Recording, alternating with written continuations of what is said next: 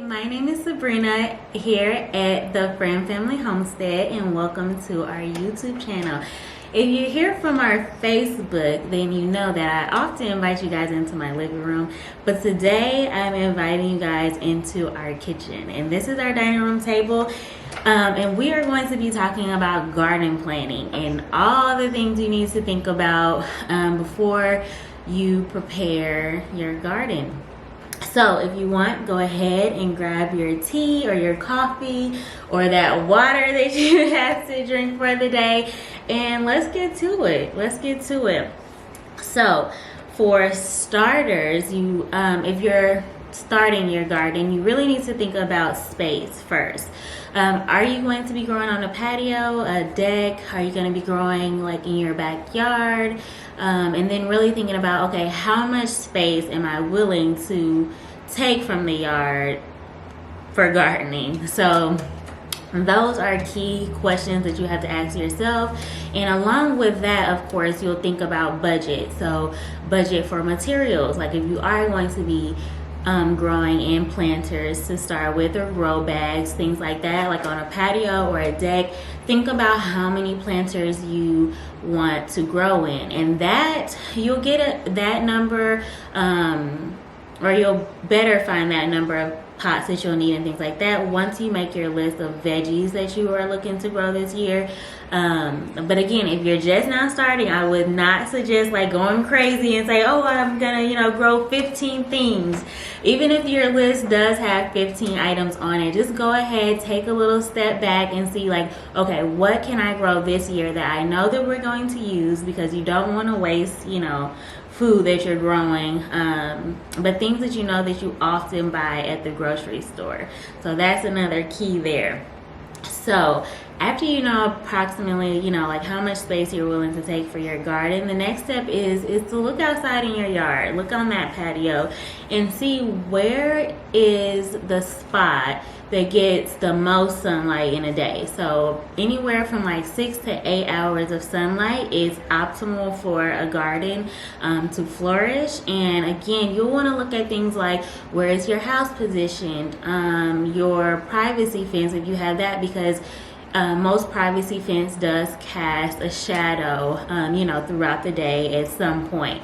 So always look at that. If you have a shed or like a detached garage, just make sure that at certain times of the day, wherever you're wanting to plant your garden, has 6 to 8 hours of sunlight. Once you know where you want your garden to go, what I tell people, what I suggest to people, is to go ahead and write a list. Write a list of all of the veggies and fruit that you might go to the grocery store for like very often, and start there. Write everything down on that list, and then you can come back to that list and kind of revise and say, okay, well, this is my first year growing, or this is my second year growing, this is what I feel comfortable with adding. And I say that because sometimes gardening can get overwhelming. Like if you're just gonna buy everything and start everything and plant everything, it can get overwhelming for beginners. Oftentimes things go by the wayside. They don't get pruned like they should, or you're not out there picking as often as you should. And so really just stick to the things that you're like, okay, we're gonna try to grow this to reduce the cost at the grocery store, or try to grow this because our family like really loves it and we can have like an abundance of it, and things like that. So just make that list of everything and then come back to it, and keep that list, because even the next year you can add like a couple more things from that list to your garden. But you don't want to overwhelm yourself first. And once you know all that you want to grow, then you have to ask yourself, okay, are we going to start with seeds, or are we going to start with plant starts? Now, I have done both, and even now we still do both. I will go out and I will buy plant starts from the big box offices, stores like Lowe's and Home Depot. But one thing that I am really encouraging everyone to do this year and going forward is, before you go to those big box stores like Lowe's and Home Depot, Google in your area. There's local nurseries everywhere, even if it might just be a little extra drive, but there's local nurseries, there's Amish nurseries, and they sell plant starts for a very great price, and you can then build your community. Like, you can talk to them, ask them like what grows well in that area, how easy is it to grow certain things, and just really get to know like your community that way. So I suggest and I strongly encourage everyone to find a local nursery if you're going to go that route on buying starts. Now, you might not be able to find every start at that local nursery, so then you can go to Home Depot and Lowe's and see what they have there, and that is a great option. Now, if you're going to start with seeds, I suggest you again looking up local seed companies, because there are plenty of local small seed companies, and they are farmers who grow food and let it go to seed just to provide, you know, local people with that seed that grows well in that area and that climate and all of that. Okay, so like I said, once you know that, what are you going to start by seed, what are you going to start or buy starts, you go ahead and you make that list out, and you can just put like little asterisks or little notes by the list of things that you want to grow. Like, okay, we're gonna buy starts for this, we're gonna try to start with seed with this and all of that. Once you've done that, I suggest you move on into learning your last frost date. Now, I always tell people that we're working with the weather here, so that last frost day is not like set in stone. Last year we learned that very quickly. We moved here from Georgia, and we had to, you know, learn our last frost date here in Indiana, where we are in 5B. That is our zone, our growing zone. Our last frost day is approximately, around April 21st, it says. However, like I said, that is not set in stone. Last year, we must have had a late winter because it snowed Mother's Day weekend. So May 8th and May 10th, it was snowing here, and I had things out in the garden that unfortunately did not make it because it was not just a light frost, it was snow. So this year, what I plan to do, or what I am doing, is I started at Mother's Day weekend, and then I counted back. So currently we're still about 12 weeks from our last, well, what I will consider our last frost date. I will not take all this time to start seeds again and, you know, put it out there before Mother's Day. So I'm gonna go off of Mother's Day weekend, which is very special actually, because it's like, okay, well, after Mother's Day we'll get to planting outside, and that would be so much fun just to do as a family. And here on the homestead we'll plant after Mother's Day. So again, like I was saying, we're still like 12 weeks out from our last frost date. So I'll be getting started with seeds here next week, and that is because I do want to share that process also with you all on how I start seeds, the easiest way to start seeds, and just share that knowledge as well. So once you have your last frost day and you're counting your 10 weeks out, your 8 weeks out, that is when you go back to that list. The things that you are planning to start by seed, it should tell you on your seed pack, on the back of the seed pack, whether you should start it or when to plant it, whether it should start like 6 to 8 weeks before last frost or 10 to 12 weeks before last frost. So it'll tell you that on those seed packets.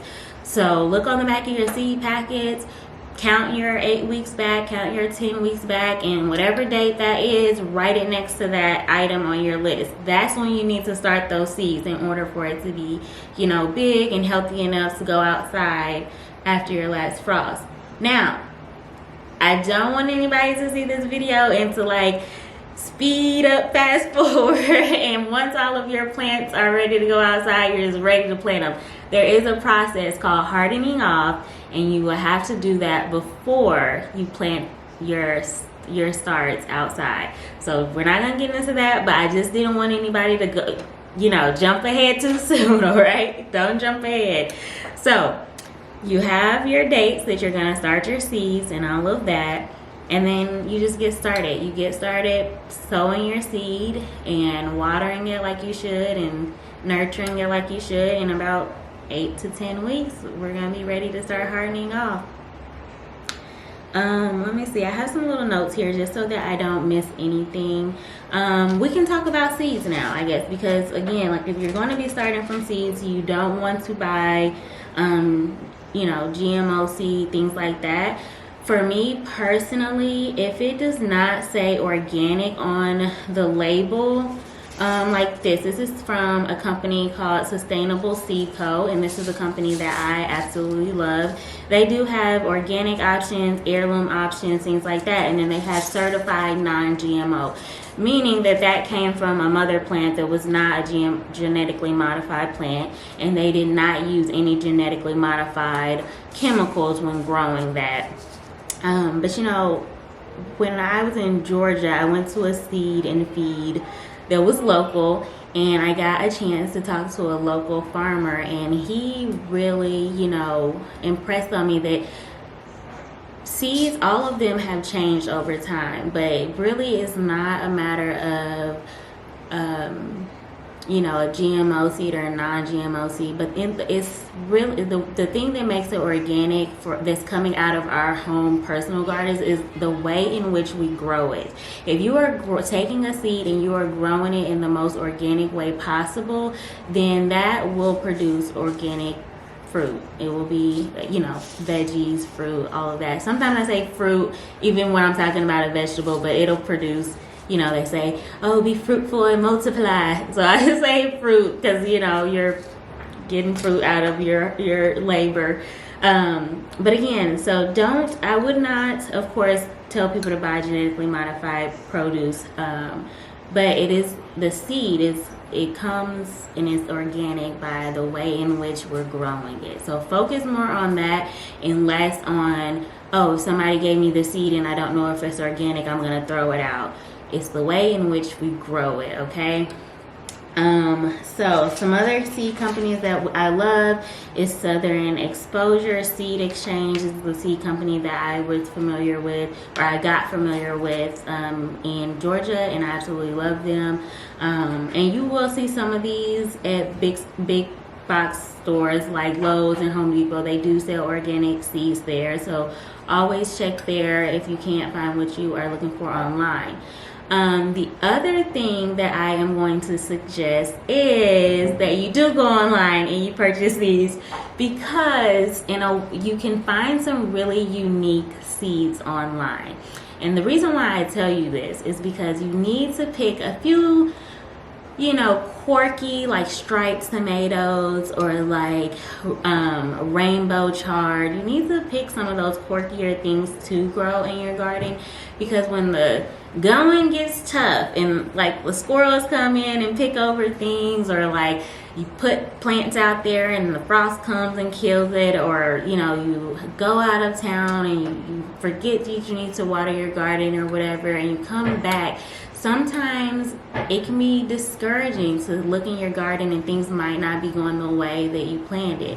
But if you're getting those quirky seeds and the things that you can't always find in the grocery store, you're going to be excited. You're going to be like, let me keep going. Let me just get that extra little boost of like energy and keep fighting so that I can get to enjoy that produce that I can't find locally. And I know that last year for me, that definitely helped in the garden, because we did have some mishaps, and I was like, oh, I'm just over this, throw my hands up, give it.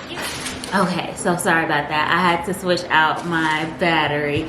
But like I was saying, I would suggest to get and find some of those quirkier things that you don't necessarily find in the grocery store, because that'll just kind of, when gardening isn't as exciting as you figured it would be, because that happens sometimes. It's like, oh, what happened? It just all went wrong. But if you have those exciting elements in there that you're growing, then, you know, it'll just give you that little bit of inspiration that you might need to get back to it, get everything cleaned up and in order, and just continue to grow. So I suggest, you know, finding those things again that you don't find just at the normal grocery store, and grow those. They're really fun, and it's really exciting to try new things.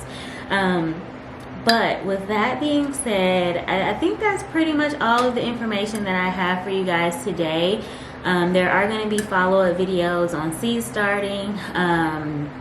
When I do go to buy some starts, because there are things that, even though we've been growing for a while and we grow a lot of stuff, there are things that I am going to buy this season as starts.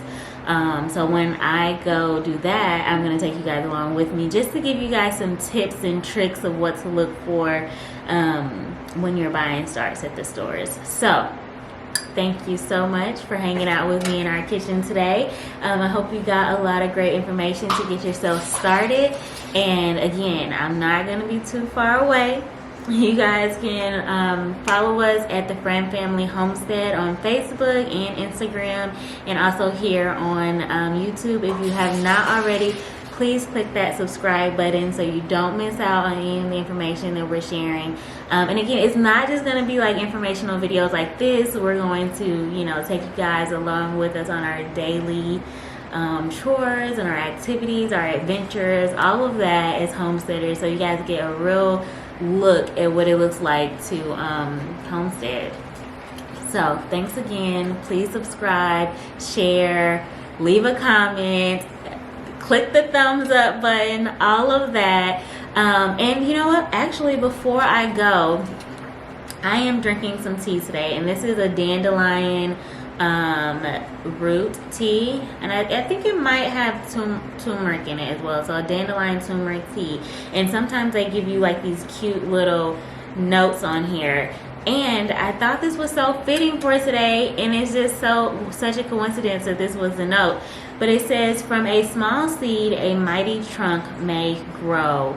So I just encourage all of you to continue to plant seeds, whether that's in your garden or in your community, in your home, with your family. Plant those seeds, and you never know, a large trunk may grow. All right, God bless. See you next time. Thanks.